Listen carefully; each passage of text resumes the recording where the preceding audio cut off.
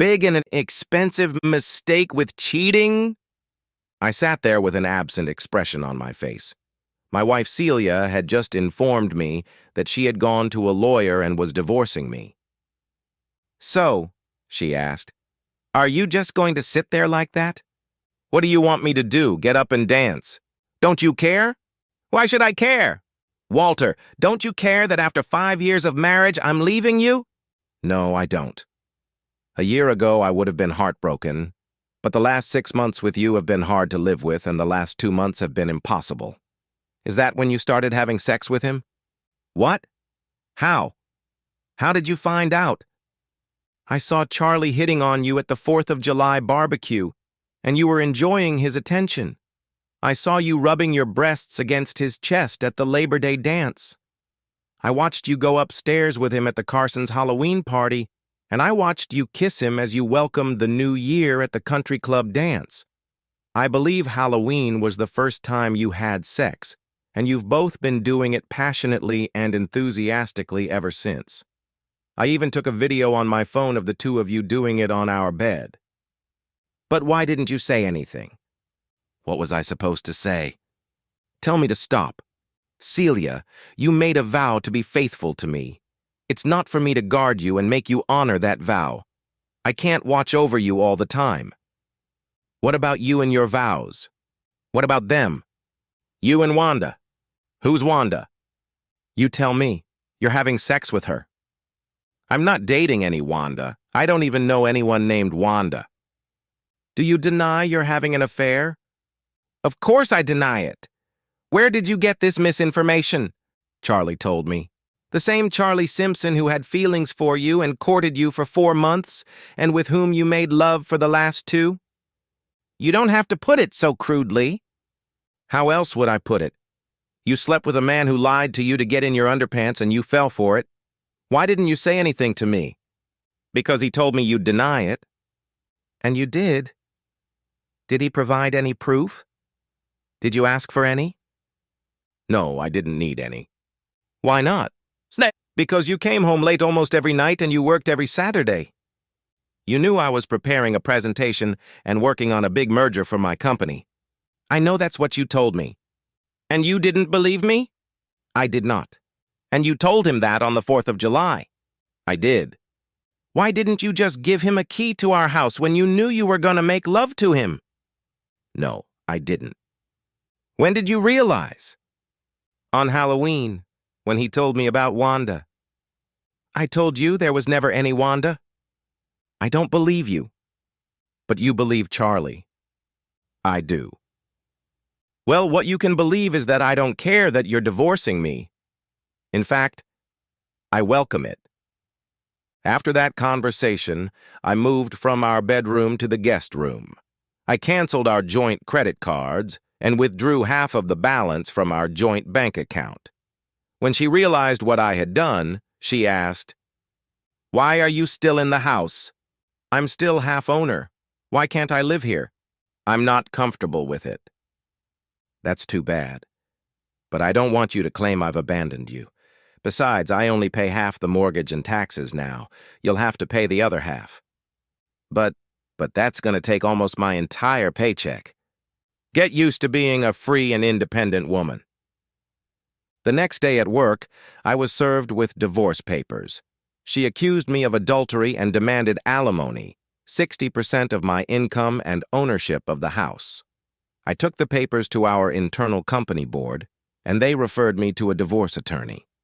The first question he asked was, "Which one of you is cheating?" "Her," and she accused me of the same thing. "So are you cheating? Or have you cheated?" "No, both." "Can you prove she's cheating?" "I have a cell phone video of the two of them having sex." "Does she have proof on you?" "How?" "It never happened." "Can you get more evidence of her cheating?" "Sure, if they do it in the house again." He supplied me with a sound-activated video camera, which I hid in the bedroom while she was at work. I went out to dinner and a movie. I didn't feel at all like coming home and spending the evening in the same house with her. I got home a little after 9 o'clock, and as I walked past her closed door, I heard them making love. I guess the conversation was for me because I heard her say, "I feel so good with you, Charlie." You think so? Yeah, you're so much better than my husband. I adore you. You're so much better than Walter. I heard her encouraging him, telling him how good he was compared to me and how much he satisfied her. Then I heard him. You are my woman now, Celia. I then went to my room and got a good night's sleep. At this point, I didn't care what she did. My love for her was long gone and she couldn't hurt me anymore. I just didn't understand why she kept poking my nose in her garbage. I found out later when I watched the DVD of that evening's proceedings. The camera caught them walking into the bedroom. She was topless, and he was walking behind her in a cummerbund. His hands were on her breasts, and her ass was pressed against his body. I heard him say, "You are the most beautiful creature in the world." I saw her shudder as his tongue penetrated her ear, and then she said, "Oh, God, when you do that to me, I almost melt." He turned her to look at herself in the full-length mirror on the closet door and pinched her breast. "Look at you. Look how attractive you are. I can't believe how much you turn me on." More than Walter? Right now, yes, but you know I'm still in love with him. I wouldn't be doing this if he hadn't started seeing Wanda. He's probably with her now. He hasn't gotten home from work yet. I know. He's having sex with his little cheating girlfriend. I want you to make love to me when he comes over. Suddenly they pulled away from each other, and I heard her words. I just heard the garage door. He must be home. Make love to me now. I was right. The conversation I hear when he has sex with her was the same one I heard from the hallway, and it was to me. My God, Charlie, that was wonderful. But what makes you think Waltera is worse than you?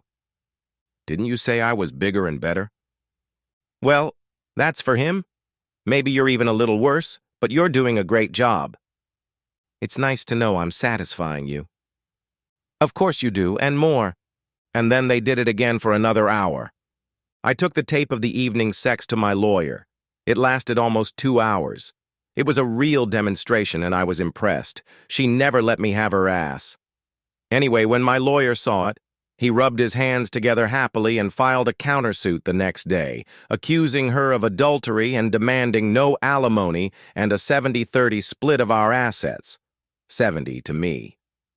On Friday, Celia was served with the lawsuit at work and came home seething. What do you mean by filing a countersuit accusing me of adultery? That's exactly what you were doing when I came over tonight. I was only doing it to get even with you about Wanda. I told you 4 months ago there is no Wanda. Well, I know there is. And if you won't stop, I won't stop. Then I guess the judge will have to decide if there is a Wanda or not. Finally, after 3 months, the day came for us to appear in court. We both appeared before the judge, and he said, I see that there are 2 lawsuits, both alleging adultery with a significant difference in the award. Since you filed first, Mrs. Crawford, I will hear you first. What is the basis of your complaint? Celia's attorney answered, We accuse Mr. Crawford of having a relationship with another woman outside of marriage and continuing to do so to this day. The judge turned to me and asked, Is this true, Mr. Crawford? Remember, you are under oath. Absolutely not true, Your Honor. Mrs. Crawford, do you have any proof of your husband's infidelity? He asked. Yes, Charlie Simpson told me he saw my husband and Wanda doing it. Is this the same Charlie Simpson who is named as a co-defendant in Mr. Crawford's suit? Yes, sir. Is that the only evidence you have? Yes, Your Honor. Counsel, is Mr. Simpson here to corroborate your client's allegations? The judge asked. He promised to be here, Your Honor, but he hasn't shown up yet. The judge looked at me and said, Mr. Crawford, do you have any evidence to support your claim that your wife was unfaithful? Yes, Your Honor. We have already submitted a 2-hour videotape of her having sex with Simpson. Yes, I have already viewed it and was quite impressed with the depicted acts I witnessed. Was this the aforementioned Charlie Simpson named in your counterclaim? Yes, Your Honor. I think I have seen and heard enough, replied the judge. I dismiss Mrs. Crawford's suit as frivolous. As there is no evidence of her claim and no corroborating witnesses, and grant Mr. Crawford a divorce on the terms he has requested. His gavel fell with a clatter, and the clerk declared the case closed. Celia stood like that with her mouth open until the lawyer pulled her aside. 2 weeks later, Celia called me. Walter, I'd like to talk to you. Talk about what? About us and what happened. Celia, we're gone, and what happened is we got divorced. I know, but it's all a big mistake. No mistake. I got the official papers in the mail last week. No, I mean the reason we got divorced. The reason we divorced is because you had sex with Charlie for almost a year. I did it out of revenge. There was no Wanda. I know now, Walter. It was a mistake. I believed Charlie. And you didn't believe me? Yes, Walter, he admitted he lied to me. That's why he didn't come to court. He didn't want to perjure himself. A big and costly mistake, Celia. So why are you telling me this now? I want to come back to you and be your wife again. I want to show you how much I love you and make amends for not believing you. I couldn't believe what I was hearing. She still loves me? Does she want to be my wife again? Not a chance, Celia. When I told you there was no Wanda, you didn't believe me, but you believed Charlie. I can never forgive you for what you did to him or what you said about me. As far as I'm concerned, you just used it as an excuse to sleep with him and have a clear conscience. Go live with him. I think he'll be a free man in a few months. I just sent a copy of your sex to his wife to use in the divorce. That was the last thing I heard from Celia. I heard that after his wife kicked him out, he and Celia moved in together, but that only lasted about 8 months.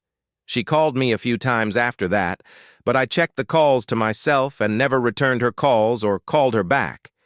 We didn't have a lot of equity in the house, so the 30% share she got after I sold it wasn't much, and I think she spent it on supporting Charlie while they were together. After the divorce, he drank, lost his job, and was broke. I saw her once, about a year later, outside a department store. She looked like she had gained 30 pounds. She was standing between 2 stout men, and I heard one of them say, "Last time we told you that if we caught you in the store again, you would be arrested. Now we're waiting for the cops to pick you up." After that, I never found out what happened to each of them. And I didn't care. The end.